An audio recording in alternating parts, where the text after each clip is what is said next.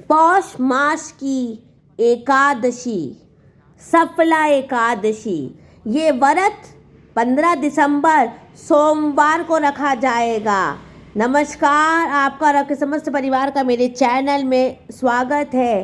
पौष मास की कृष्ण पक्ष की एकादशी, सफला एकादशी, जिसमें स्नान दान और व्रत का महत्व है। ओम नमो भगवते वासुदेवाय नमः। महालक्ष्मी च विद्महे विष्णुपत्नी च धीमहि तन्नो लक्ष्मी प्रचोदयात्। आज मैं आपको बहुत सरल तरीके से सफला एकादशी, पौष मास की एकादशी की मैं आज आपको बहुत सरल तरीके से पूजा बताने वाली। एक चौकी लेंगे, उसके ऊपर हम पीला रंग का एक आसन बिछाएंगे, क्योंकि पीला रंग प्रभु श्री विष्णु, हरि विष्णु को बहुत पसंद है। आप लाल रंग का भी आसन बिछा सकते हैं।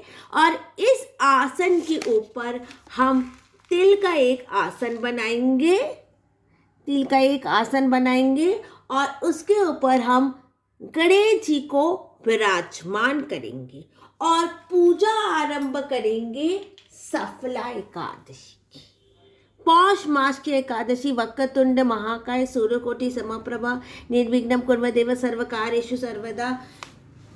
उसके बाद हम सिंदूर चढ़ाएंगे, उसके बाद हम कंकु चढ़ाएंगे और इस तरह से हम गणेश जी की स्थापना करेंगे।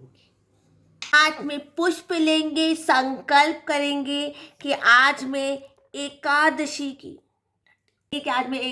की पूजा कर रही हूँ। अपना गोत्र बोलेंगे, विवाहित है तो पति का गोत्र, विवाहित नहीं है तो पिताजी का गोत्र बोल के आप जैसा पूजा करें वैसा ही संकल्प लीजिएगा। जैसे व्रत पूजा आप करना है वैसे ही संकल्प आप लीजिएगा।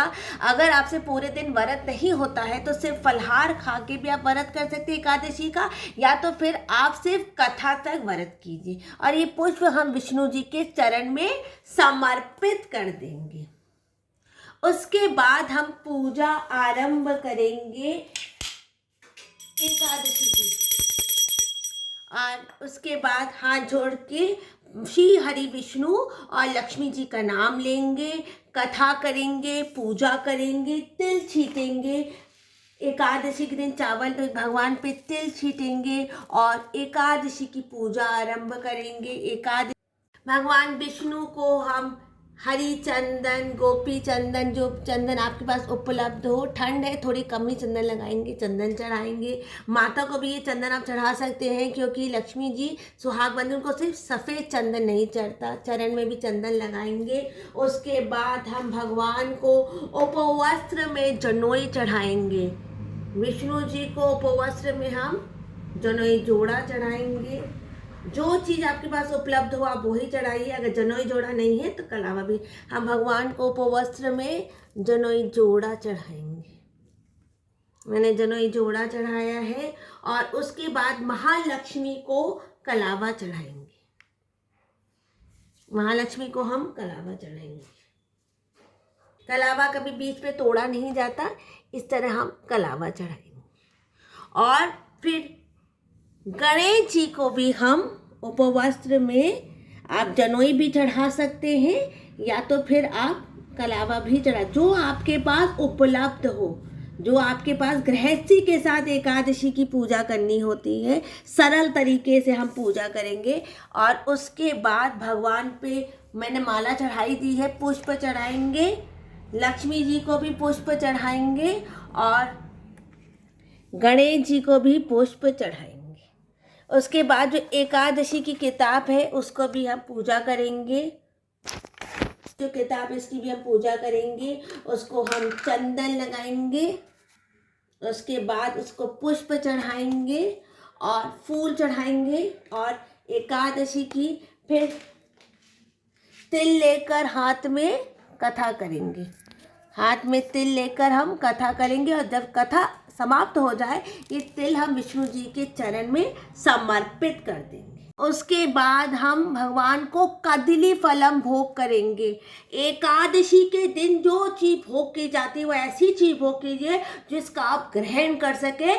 फलार, जैसे कोई भी फलार या सूखा मेवा, कोई भी मेवा आप भोग कर सकते हैं। मेवे आप भोग करें जो आप भगवान के प्रसाद में ग्रहण कर सके। और एकादशी में सबसे अच्छा दान होगा, भी दान करते हैं, सबसे बड़ा दान वही होगा कि आप किसी गरीब को ऊनी वस्त्र दान कीजिए, कंबल दान कीजिए।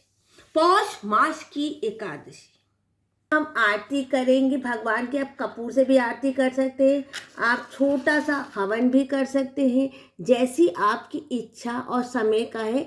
ये एकादशी की पूजा आप गृहस्थी के साथ भी कर सकते हैं। अब हम आरती करेंगे। जो भी आरती आती है आपको, ओम जय जगदीश हरे, स्वामी जय जगदीश हरे, भक्त जनों के संकट शर में दूर करे। ओम जय लक्ष्मी रमणा सत्यनारायण स्वामी, जनपातक हरणा रतन जड़ित सिंहासन। कोई भजन भी गा सकते। क्षीर सागर में बैठी एकादशी, एकादशी मैया की जय हो। आज सफला एकादशी है, पौष मास की एकादशी है। इस एकादशी में पूजा करना, दान करना, उस सब का बहुत ज़्यादा ही महत्व होता है। जय श्री कृष्णा, राधे राधे। अब इस वीडियो को यहीं पर मैं एंड करती हूँ। कृपा करके मेरे चैनल को लाइक कर दें, सब्सक्राइब कर दें, और कोई त्रुटि हो गई है तो क्षमा कर।